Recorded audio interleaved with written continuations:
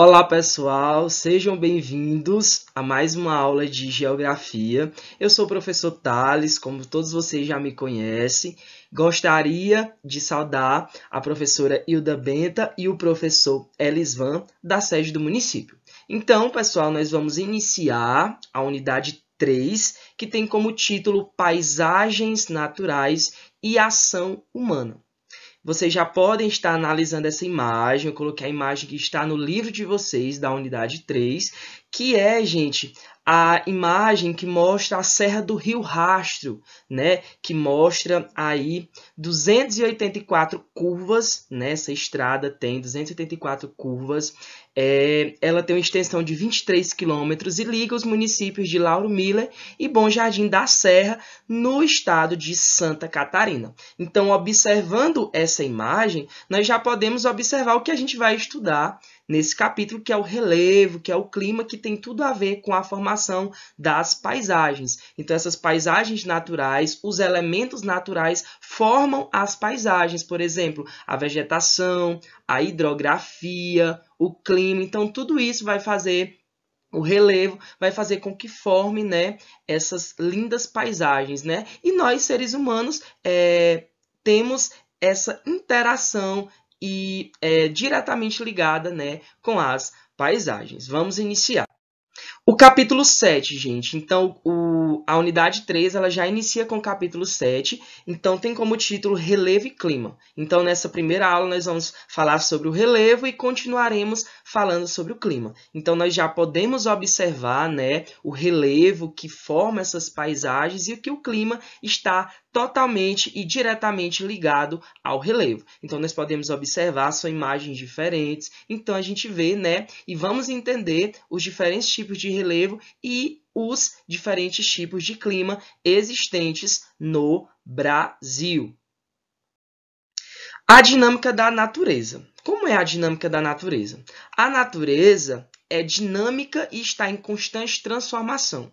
Os ciclos da vida na natureza são essenciais para manter o equilíbrio no planeta. Então, todo ciclo que acontece no nosso planeta, né, na natureza, são essenciais, gente, para manter esse equilíbrio. Então, a natureza está em constante transformação, em constante movimento, né? Nós sabemos que a Terra ela gira, né, está sempre em movimento. A natureza, claro que vai passar por modificações, altera os seus elementos como vegetação, né, o clima, então isso sempre vai mudando, né, no decorrer dos anos. Seu relevo, sua vegetação. Então, com o movimento, né, de rotação e translação da Terra, isso vai acontecer. Então, vai haver essas mudanças na vegetação, no clima, né? Todas essas mudanças, elas alteram o clima do planeta e renovam a vida. Então, todas essas mudanças que vão acontecendo fazem com que, né, haja essa mudança e transformação e vão renovar a vida. Estrutura geológica e relevo. Gente, o que é estrutura geológica? Está aí no slide o significado para vocês. São as rochas que compõem determinado lugar. Então, fixa na cabeça. Estruturas geológicas são as rochas que vão compor determinado lugar. Então, se em determinado lugar só tem rochas sedimentares, então eu sei que a estrutura geológica daquele lugar vai ser de rochas sedimentares. Se em determinado lugar tem rochas ígneas ou magmáticas ou rochas metamórficas que vocês estudaram no 6º ano, então eu estou falando de estrutura geológica, o tipo de rocha que vai haver, né, em determinado lugar. Então, nós temos os 3 principais tipos de rochas no Brasil. Vamos estudar e vamos entender de um por um. Primeiro, os escudos cristalinos ou maciços. O que é isso, professor? São constituídos de rochas cristalinas, tanto metamórficas quanto magmáticas, e com alta resistência à erosão e ao intemperismo. Então, gente, os escudos cristalinos e maciços, eles vão ser formados tanto por rochas metamórficas, como também por rochas magmáticas. Gente, essas rochas, se vocês observarem a imagem, eu coloquei a imagem aí, né, dessa grande rocha que tem no Rio de Janeiro, nós podemos ver que elas são altamente resistentes à erosão, ou seja, quando chove demais, quando venta muito. Então, pode acontecer o intemperismo, mas essa rocha ela vai continuar bem firme, bem intacta. Então, esses são os escudos cristalinos ou maciços. Eles têm uma alta resistência tanto à erosão como ao intemperismo, essa ação, né, de tanto movimentos endógenos como os outros movimentos também. As bacias sedimentares. O que são as bacias sedimentares? O próprio nome já diz, né? São formados por rochas sedimentares, por sedimentos, restos de sedimentos, né? São formações rochosas localizadas em áreas de depressões relativas ou absolutas, que acumulam espessas camadas ou estratificações formadas por rochas sedimentares. Então, a gente vai encontrar nessas bacias sedimentares, podemos observar a imagem aí que eu coloquei, que são exemplos de bacias sedimentares, essas rochas formadas por restos de sedimentos, e elas vão ser encontradas, gente, principalmente nas depressões relativas ou absolutas, que nós já vamos entender mais na frente. E nós temos os dobramentos modernos, que são as grandes estruturas formadas por rochas magmáticas ou sedimentares pouco resistentes. Foram afetadas por forças tectônicas durante o período terciário, provocando o enrugamento e originando as cadeias montanhosas ou cordilheiras. Então, gente, os dobramentos modernos são aquelas grandes montanhas, como vocês podem observar aí no slide. Coloquei a imagem aí do lado, que são as grandes montanhas, né? As cordilheiras, Cordilheira dos Andes, Cordilheira do Himalaia, né? Então, são esses os chamados dobramentos modernos, né? Aqui no Brasil nós não vamos ter, vocês já vão compreender nos próximos slides que no Brasil não temos dobramentos modernos. E isso eles foram se formando pela ação realmente das forças tectônicas, ou seja, vocês estudaram isso no 6º ano, que no nosso mundo, no solo, existem as placas tectônicas que estão sempre se chocando, outras vão em direções contrárias, outras vão para um lado, outras vão para o outro. Então, essas placas estão sempre em movimento e isso dando origem a essas grandes cadeias montanhosas, ou podemos chamar também de cordilheiras, certo? Continuando aí. Estrutura geológica do relevo brasileiro. Então, gente, nós vamos entender, né, a composição das rochas, né, de como é a estrutura realmente do nosso relevo, o relevo do Brasil. Gente, 34% do nosso relevo ele é de escudos cristalinos. Lembra que eu expliquei, ou seja, aquela rocha que tem no Rio de Janeiro, né, que são bem resistentes mesmo, e 64%, né, que a maioria, né, são de bacias sedimentares, aquelas que são, né, são menos resistentes, que são formadas por sedimentos, ou seja, restos de outras rochas. Não existe dobramentos modernos, foi o que eu acabei de falar, gente. No Brasil não temos aquelas cadeias montanhosas, as cordilheiras, nós não vamos ter. Nós só vamos ter realmente alguns picos, né? Alguns picos que chegam a 3.000 metros, né, de altitude, que fica na divisa, né, lá na divisa de Manaus com a Venezuela, se eu não me engano. Elementos do clima, chuvas, ventos, temperaturas, hidrografia, que são os rios, são realmente esses agentes que vão fazer com que forme mesmo essa estrutura geológica, ou seja, esses tipos de rochas, que vai acontecer as erosões, vai acontecer o intemperismo, né? São esses agentes, esses elementos aí que vão fazer com que aconteça essa mudança, né, no nosso relevo. As altitudes do relevo são modestas, né? Como eu falei, nós não temos altas cadeias de montanhas, nós não temos essas grandes cordilheiras, né? Os picos mais altos são de 3.000 metros. Predomínio de baixas altitudes, mas não apenas planícies, como também planaltos, chapadões e serras, além de depressões. Então, gente, mesmo tendo essas baixas altitudes, nós não temos somente planícies, não tem apenas planícies. Nós temos também serras, chapadões, nós temos planaltos, temos também depressões. Então, tem aí a imagem no slide, vocês podem estar observando, creio que já viram, né? Que nós temos aí uma serra, né? Com alguns pequenos morros, certo?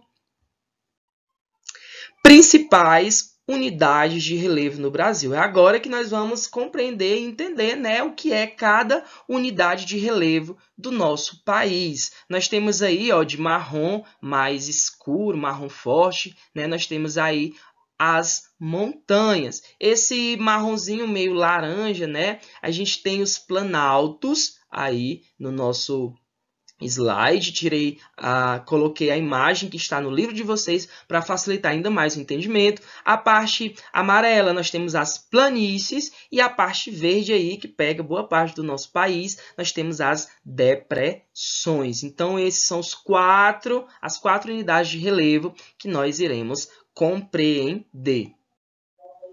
Gente, e quais são elas? Olha aí as imagens para vocês compreenderem. Nós temos as montanhas, né, que são as partes mais altas, né, e tem algumas curvas, tem alguns, a gente pode observar que não são montanhas bem planas, né? Elas são onduladas, né? As montanhas elas são bem altas, né? E vão ter esse aspecto aí mais ondulado. Temos as planícies, realmente, o próprio nome já diz, são as áreas planas, né? As áreas que são mais baixas, certo? Temos aí a imagem. Temos os planaltos, que o próprio nome já diz, né? Também são grandes, tem grandes alturas, mas tem a parte que é mais, também ó, a gente pode observar.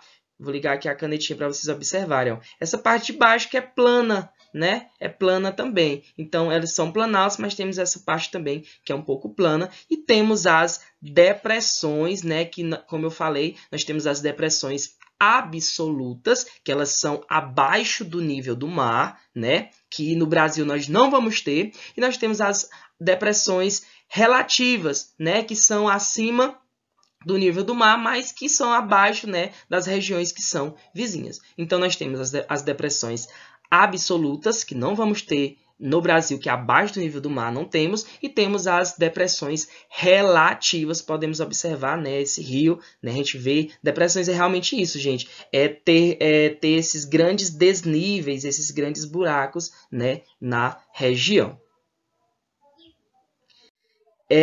Outras unidades de relevo. Gente, além das montanhas, depressões, planícies, planaltos, nós temos outras unidades de relevo que a gente vai chamar de micro-unidades, que vão estar compondo essas outras unidades de relevo. Nós temos a chapada, que parece muito bem, ó, com os planaltos, então a gente vai ter as chapadas, vamos ter os tabuleiros, né, que tem essa parte plana e tem esse desnível aqui desse pequeno morro, né, os tabuleiros também. Nós temos os morros, que é bem conhecido, né, na nossa região temos os morros, pequenos morros. Nós temos os terraços, gente, que os terraços, nessas regiões que tem muitos morros, eles utilizam esse sistema de terraceamento, essas curvas de níveis, né, realmente para o plantio, para realmente plantar, né, insumos para a sobrevivência. Nós temos as falésias, gente, para quem já foi na praia, né, a gente vê que na praia tem aquela areia e logo já tem, por exemplo, no Rio de Janeiro tem o calçadão e tem os prédios, tem as casas, né? Em outros lugares que você já pode ter ido, no Ceará, ou realmente no nosso litoral, que é muito bonito, o litoral do Piauí, a gente vê que tem a praia que já tem barracas e que tem casas, tem estradas, e as falésias, gente, a gente vê que tem esses morros, né? A gente tem esse morro abrupto que realmente impede que a água avance, né? Então, nós temos as falésias que dá para você observar aí na imagem. Temos a serra, né? Serras que são bem altas, temos esses morros, esses picos, né, de morros aí. Temos as serras, também uma micro unidade de relevo, e temos as escarpas, que são bem íngremes, né? No nosso Brasil também tem. Eu não encontrei uma imagem do Brasil, coloquei outra imagem aqui de outro país, dessa escarpa, porque eu não encontrei a que tinha no livro. Tentei procurar as imagens bem parecidas do livro de vocês, mas não tem, mas nós temos a escarpa, e no livro tem explicando detalhadamente o que significa cada um, para você entender ainda mais, certo?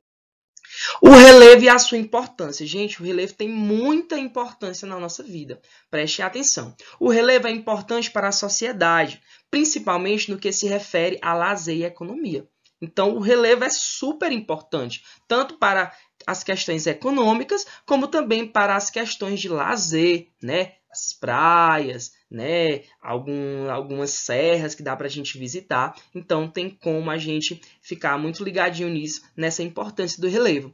Há cultivos que só podem existir em regiões em que o relevo seja propício para o aparecimento de rios. Então, como é que vai ter plantio? Como é que eu vou investir na agricultura? Vou sobreviver com a agricultura se o relevo ele não for favorável? Por exemplo, no terraceamento, eles tiveram, ou seja, aquelas curvas de nível, eles plantam em cima dos morros, então eles tiveram que se adaptar para plantar. Então, realmente, em locais que tem rios, em locais que são mais planos, né, onde tem as planícies, é bem melhor, né, para o cultivo. Montanhas, por exemplo, impedem a passagem de chuvas e correntes de ar. Logo, lá não se pode desenvolver certos plantios. Então, nas montanhas, gente, é muito difícil, né? Ter plantio, a gente ter essas plantações nas montanhas é muito complicado. Coloquei as imagens do livro de vocês, né? Nós temos aí a rodovia dos imigrantes. Olha aqui, ó, uma rodovia dos imigrantes, né, que é muito linda, por sinal. E nós temos a Cachoeira Véu de Noiva, muito lindo também. Então, o relevo, gente, o relevo é muito lindo. O relevo, ele desenha as paisagens naturais. Então, é muito interessante o nosso relevo, muito lindo, por sinal, o nosso relevo. Relevo e sociedade humana, ou seja, como o relevo ele está super interligado, né? Tá super interagindo, nós estamos interagindo, né, com a sociedade humana. Relevo e sociedade formam diferentes faces de uma mesma composição estrutural, a qual responde pela interação das atividades humanas com cadeia de elementos naturais. Então, nós estamos a todo instante interagindo, nós, sociedade humana, estamos interagindo com os diversos tipos de relevo que compõem o nosso Brasil. Um dos principais problemas quanto ao desequilíbrio entre relevo e sociedade é a ocorrência das erosões, sobretudo em meios urbanos. Então, gente, a gente vê demais nos noticiários, né, quando a gente assiste na TV ou lemos notícias a respeito, né, de desabamentos, desmoronamentos, a gente vê, né, que o relevo, gente, tem muita influência sobre a nossa vida. Então, isso acontece demais, a gente vê principalmente no Rio de Janeiro, né, nas pessoas que moram nas periferias, nas favelas, né, em cima de morros, como é complicado, como é difícil, né, viver em locais assim, porque realmente é muito complicado. E isso acontece demais, acontece as erosões, os desmoronamentos, e isso realmente dificulta demais a vivência, né, humana, porque nós necessitamos demais do nosso relevo, né? Nós que moramos aqui no Piauí, nós somos um pouco realmente assim bem agraciados, né, por morar em regiões mais planas, em que não tem um número grande, né, de favelas, né, de periferias, de pessoas que moram em cima de morro. Temos alguns casos, mas não tantos, né? Então é isso, pessoal. A gente continua, né, na nossa próxima aula, no próximo vídeo, vamos entrar a fundo e entendermos o que é clima. Espero que vocês tenham compreendido e entendido, né, o significado, né, do relevo e dos seus micro-relevos existentes, certo? Então, fiquem com Deus e até a nossa próxima aula. Tchau, tchau!